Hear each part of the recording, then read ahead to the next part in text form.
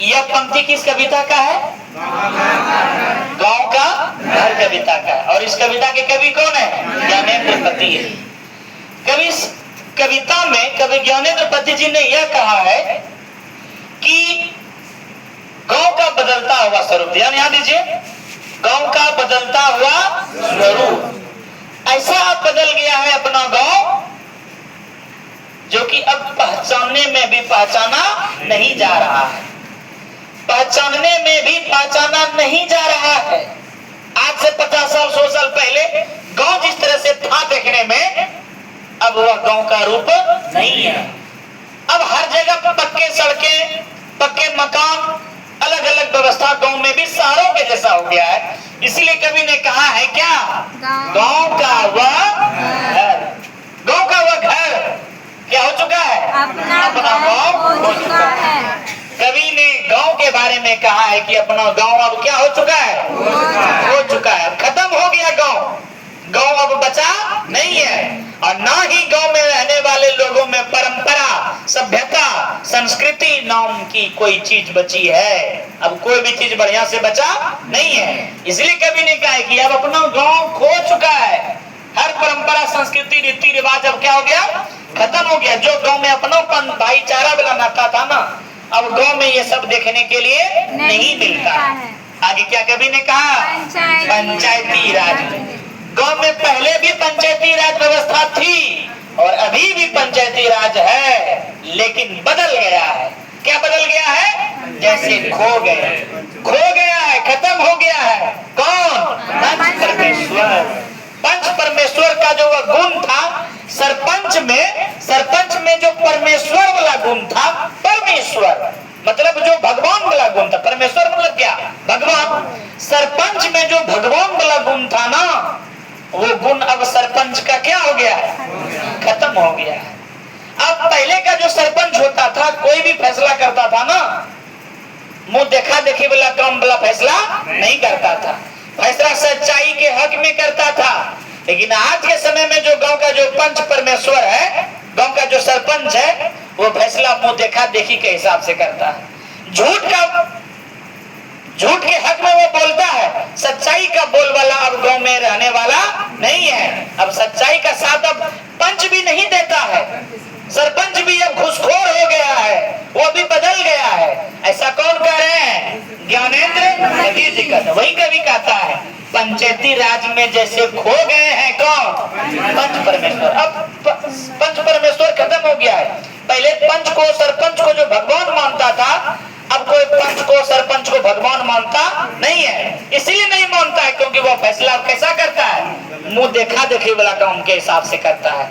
अपना आदमी है, वो कितना भ्रष्ट है, कितना खराब है, फैसला उसी के हक में कर दिए। क्या ये सरपंच का गुण है? लेकिन पहले के समय में सरपंच को भगवान मानता था। क्यों भगवान मानता था? वो सामने में ये नहीं देखता था कौन अपना है कौन पराया है, ये देखता नहीं था। केवल देखता था सच्चाई कहां पर है और उसके हक में फैसला करता था। इसलिए कवि ने कहा है कि पंचायती राज में जैसे खो गए हैं कौन? पंच परमेश्वर खत्म हो गया, खत्म है। और गांव अब ऐसा बदल गया है क्या जी? बिजली बत्ती आ गई कब की। अब गांव में भी बिजली बत्ती आ गया है। पहले गांव में लालटेन की रोशनी में लोग अपना जीवन यापन करते थे, दिए के रोशनी में लोग रहते थे। लेकिन अब गांव में क्या गया है? बिजली बत्ती आ गई। कब की? गांव में कब बिजली आ गया है।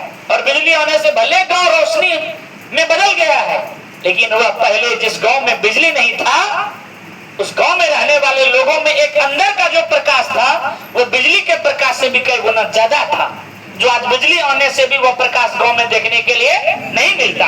वही कभी कहते हैं बिजली बत्ती आ गई। कभी गांव में बिजली बत्ती भी आ गया है, ऐसा गांव बदल गया है कि और क्या हो गया? कभी कहते हैं बनी रहने से अधिक। बनी रहने से अधिक मतलब क्या?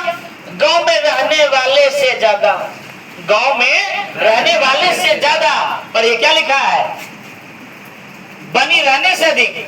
क्या लिखा है? गई रहने वाले। और गांव को छोड़कर जाने वाले लोगों की संख्या अब अधिक हो गई है।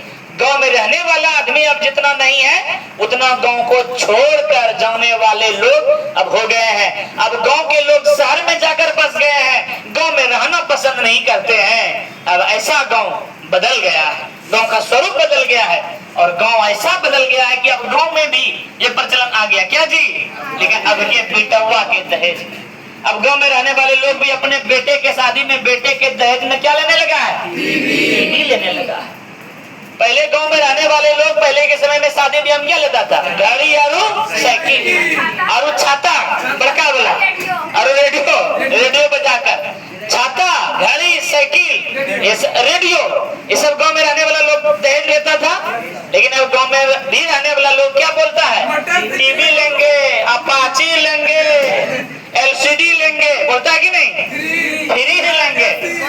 पहले शहर के लोग लेते थे, अब गांव में भी रहने वाला लोग लेने लगे। वही कभी कहते हैं अब के बिटवा के दहेज। गांव में भी रहने वाले लोग अब अपने बेटे के शादी में दहेज, TV, fridge, LCD, LED, washing machine, Apache, Ferrari लेने लगा है ना रे।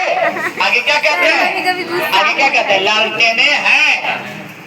गांव में सबके घर में लालटेन है, लेकिन अब बिजली आ गया है। लालटेन का कोई काम है जी, मेरे भी घर में लालटेन है। अब तेले नहीं मिलता है डीलर से। क्या कहता है, लालटेने हैं अब भी, लालटेन अभी भी सब गांव में है, गांव में सब घर में है। लेकिन अब क्या होता है उसका काम, दिन भर आलों में, तखों में क्या रहता है, कैलेंडरों से ढकी हुई लालटेन अब तखा में रखा गया है और तखा के ऊपर कैलेंडर टंगा गया है। अब उसका कोई प्रयोग करता नहीं है। ऐसा हमारा ग्रामीण परंपरा, ग्रामीण समाज ऐसा बदल गया है। ऐसा कौन कहते हैं, ज्ञानेंद्र पति।